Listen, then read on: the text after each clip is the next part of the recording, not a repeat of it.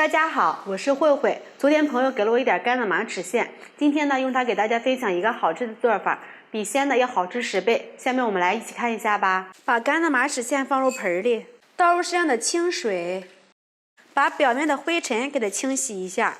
因为这个马齿苋在晾晒的过程中呢，难免有脏东西和灰尘。这个干的状态呢，就跟茶叶差不多。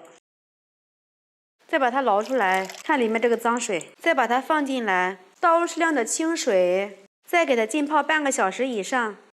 首先在盆里倒入500克的面粉，放入5克的酵母粉，放入5克的白糖，促进酵母发酵。用筷子先搅拌均匀，倒入300毫升的温水，边倒边搅拌。搅拌成棉絮状，下手揉成面团儿。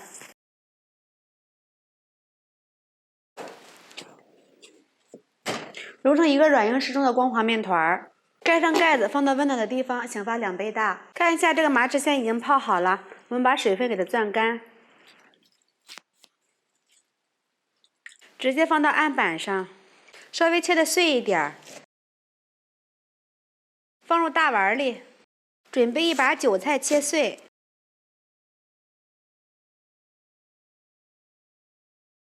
放入大碗里。提前泡发了一把粉条，切碎。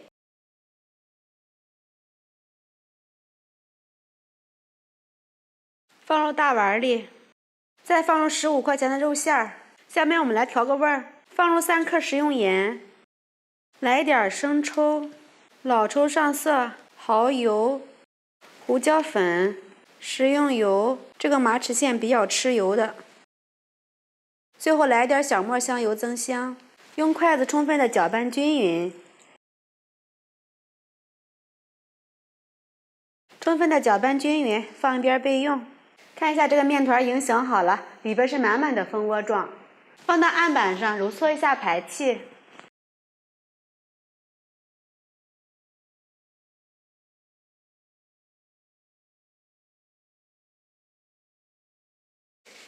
揉匀揉透，给它搓成长条。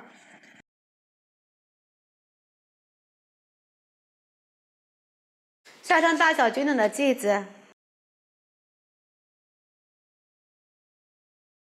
把每个剂子都给它搓圆按扁，用擀面杖擀成中间厚、边缘薄的面片，像这个样子就可以了。放入适量的馅料，给它收口。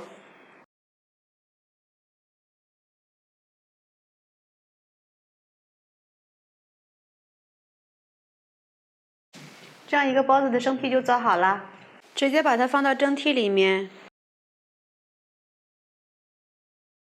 盖上盖子，2次醒发15分钟。看一下这个包子已经醒发的差不多了，拿起来轻飘飘的，这样就行。盖上盖子，开大火把水烧开，再蒸15分钟。时间到，不要着急打开盖子，给它焖上3分钟，这样子蒸出来的包子不塌陷也不回缩。